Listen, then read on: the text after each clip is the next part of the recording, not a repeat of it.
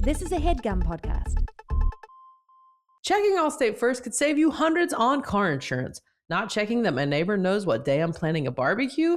Bit of a situation. They decided to trim all their hedges the same day I had people over for a cookout, and now we can barely hear each other speak. Yeah, checking first is handsome, so check Allstate first for an auto quote. It could save you hundreds. You're in good hands with Allstate. Potential savings vary, subject to terms, conditions, and availability. Allstate North American Insurance Company and Affiliates, Northbrook, Illinois. Handsome,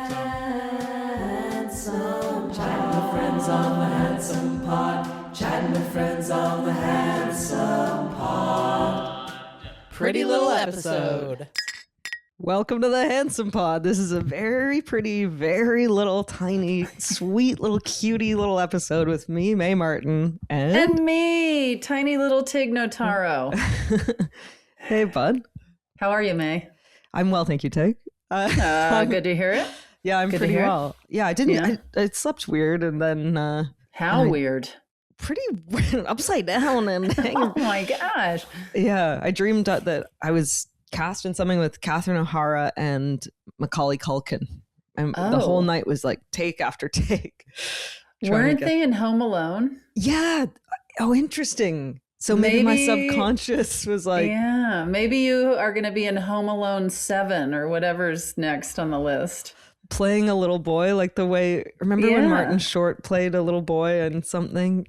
I like when you have an adult playing a kid and you don't refer to it. But don't you like when Martin Short just plays anything on the Yes. planet? Yes. Yeah. Oh God, he's good. How are you? You're still in Colorado? I'm in Colorado. It's pretty cute how social our sons are. You go Out to and the about. park. I mean, well, you go to the park and boom, they have best friends. They're playing baseball. It's also funny to be in like small mountain towns. And yesterday when they were playing baseball, some kid their age shows up on a little dirt bike motorcycle and is just riding through the baseball diamond and ramping off the baseball, the pitcher's mound. Oh my And God. and nobody even really flinched. All like the local kids, everybody just continued playing. And there's such little, I think it's that thing of like everybody's so active, probably not every mountain town, but people are so active that they just show up on their bike or walk up and they join a game of baseball. And they don't have a catcher, like a mitt or a glove to play with. So they just use their hat. Oh, that's cool. cool. And they're all just like, no problem, catching the ball with their hat and throwing. And then the motorcycle comes through the diamond. A child and on then, a motorcycle. This is like a Steven Spielberg movie, like real kids. It truly, I was just like, how incredible to have this kind of summer. And then these two older kids showed up with their shirts kind of pulled up, holding some stuff in their shirts. And they walked out on the field. And I was like, what is going on here? Yeah. This would never happen in Los Angeles. No, absolutely Never. not. So these kids have water balloons. And they just start throwing water balloons at everyone. And our son Finn went up to the kid and he goes, what if I bought you a bunch of more water balloons, would you leave? And the kid was like, yeah. And so Finn That's genius. paid him to get more water balloons, but to take his party elsewhere. So That's really smart bartering. Like, yeah, you're not going to get what you want for nothing. But if you have someone to offer, whoa, sure. that's hilarious. Yeah. Anyway, it was just such a fun day that you just don't even expect Yeah. to have a 10-year-old drive onto the baseball diamond and ramp over the pitcher's mound and still do zigzags. And the locals just don't even flinch. That's pretty hardcore. Yeah. I mean, how much would you want to be involved in that when you were 10? Oh my God. I'd feel like I was in a movie. Mm-hmm. I'd be electrified by the kid on the motorcycle. I'd want to be on the back of that bike. Yeah. I was electrified just sitting there. I was like, oh my God. Stephanie said, this is your fantasy of sports. Because have I told you my fantasies? No. My fantasies. I can't share all of them on this episode, but I have a fantasy of, well, not a fantasy, but I've always said what would make sports, like organized sports, team sports, more captivating to me is if they like let a donkey loose on the field. Yeah, you have to continue the game as normal, but there's a donkey.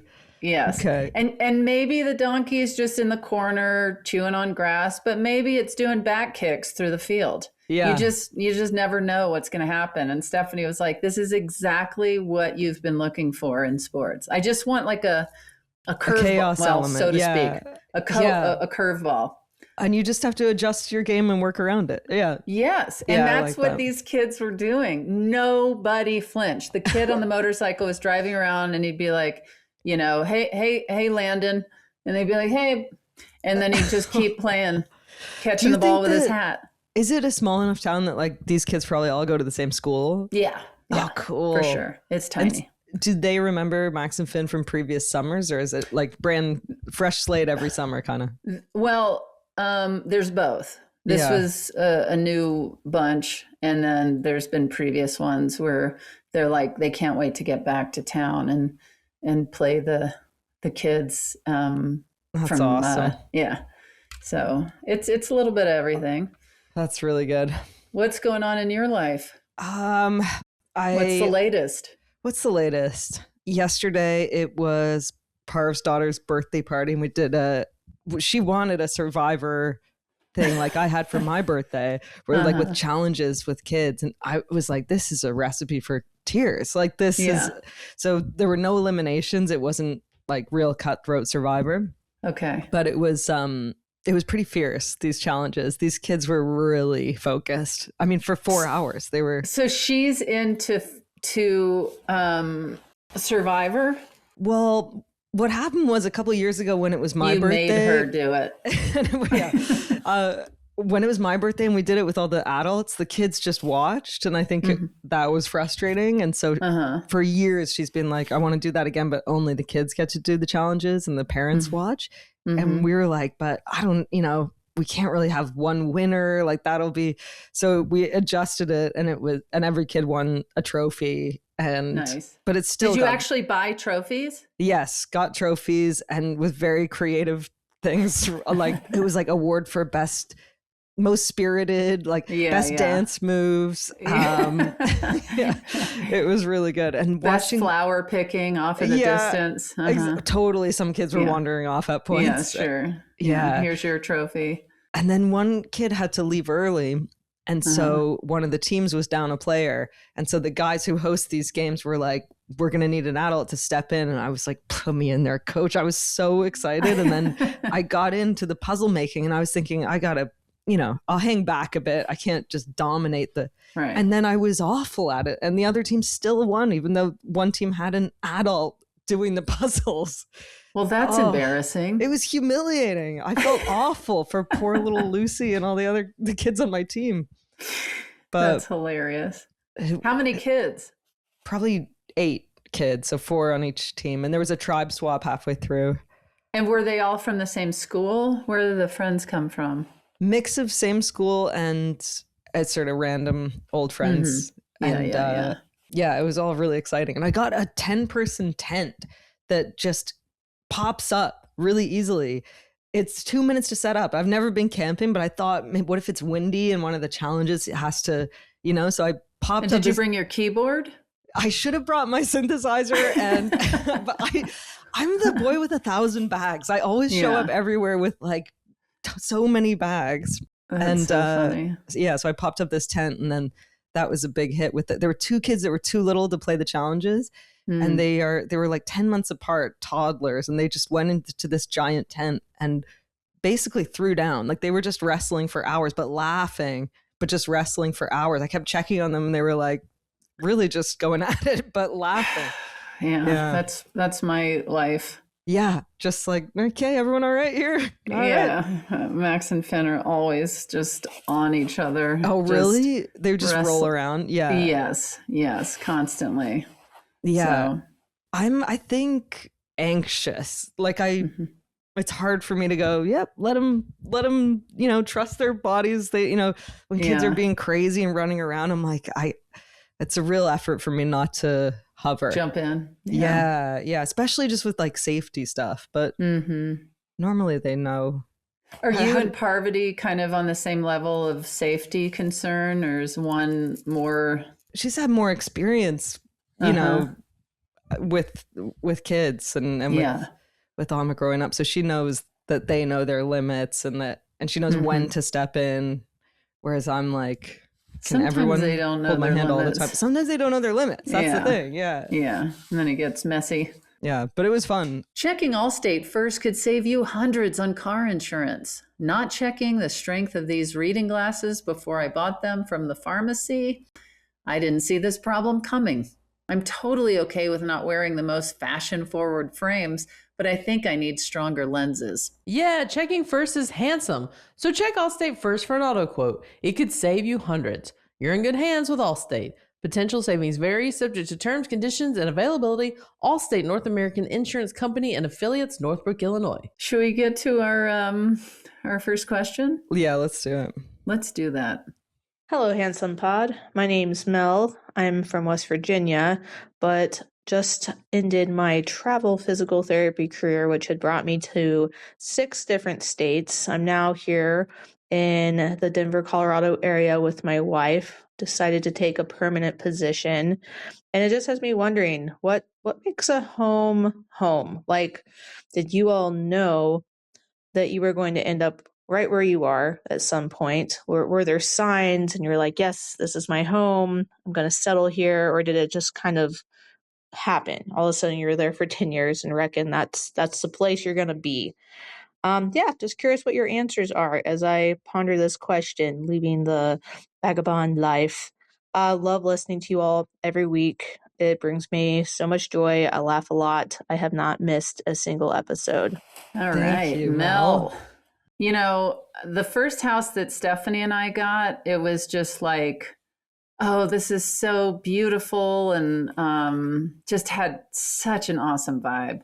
But then after, I think it all boils down to what are you looking for and what do you need in your life? And because after we had kids and we were looking around at our beautiful little home that is now our office, we were like, oh my gosh, this is a death trap for kids, because it's like spiral staircase and just several levels, 3 levels to the house. I don't know. It just felt a little much. And we were taking Max and Finn to a very walkable area of Los Angeles.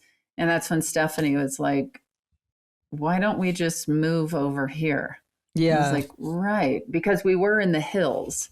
Yeah. And then we moved to a flat area where we could stroll them around, and there wasn't like a huge drop off from our back deck into the backyard. It was just a couple of steps in case, they were only a year when we moved into the house we're in. So we were looking for safety.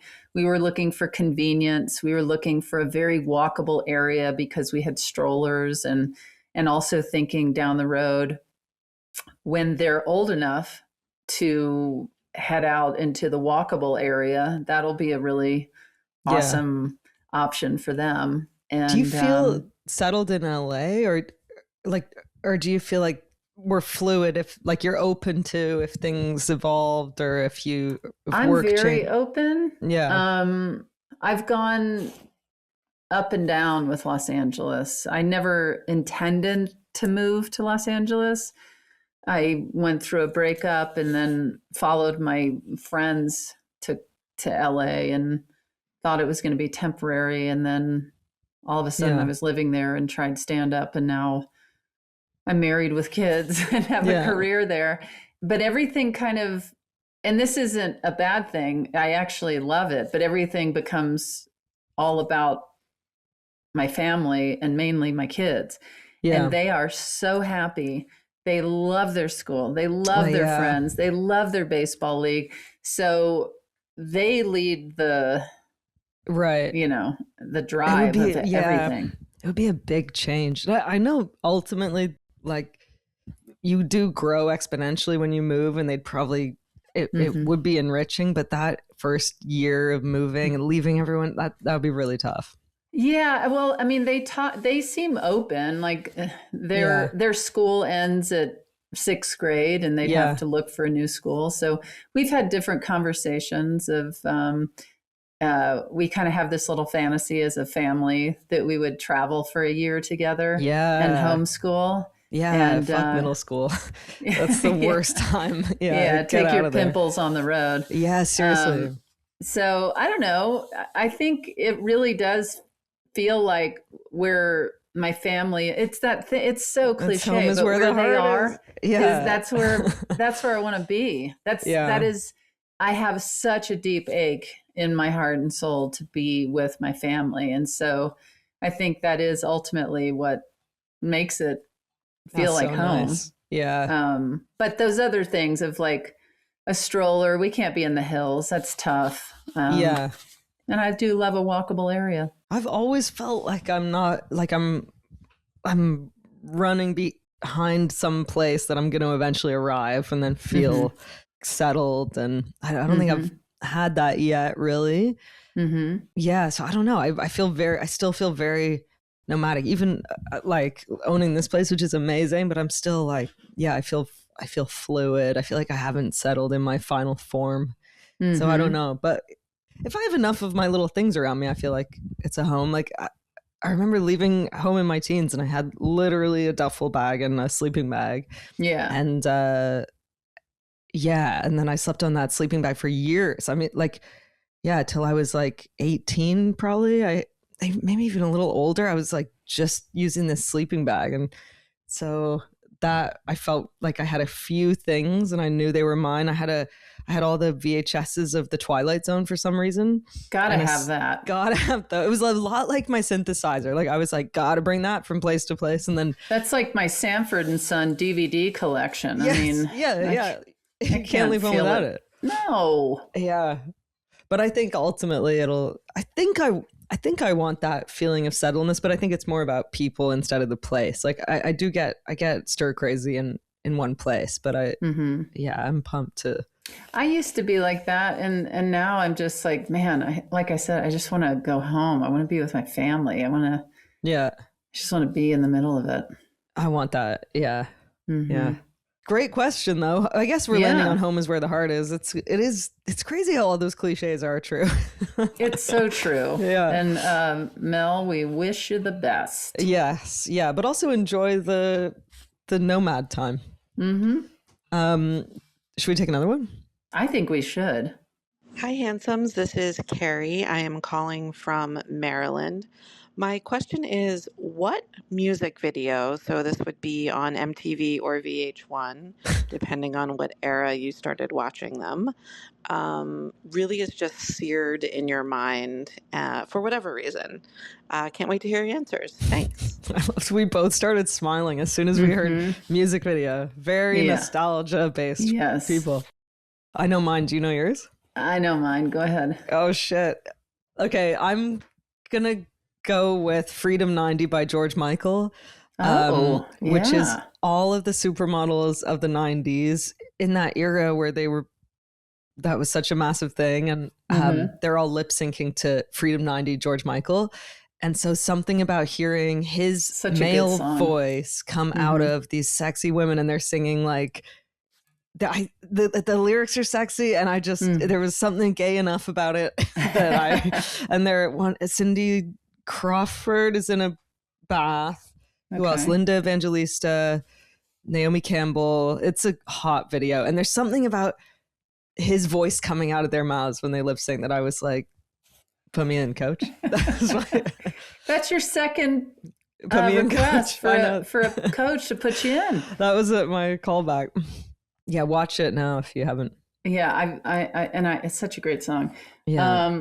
Mine is, you're probably too young to remember this on MTV, but it was one of my favorite things in the world. It was called The Basement Tapes.